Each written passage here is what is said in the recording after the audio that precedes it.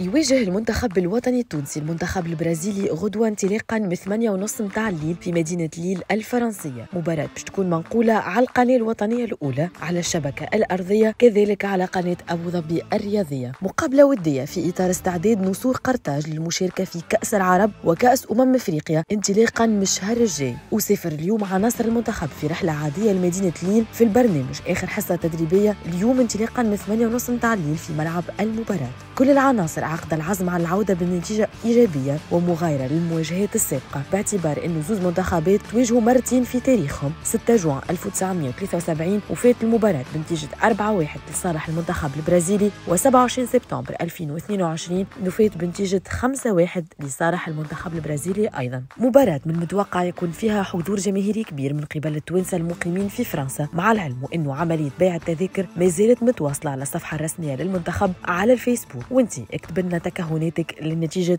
المباراة.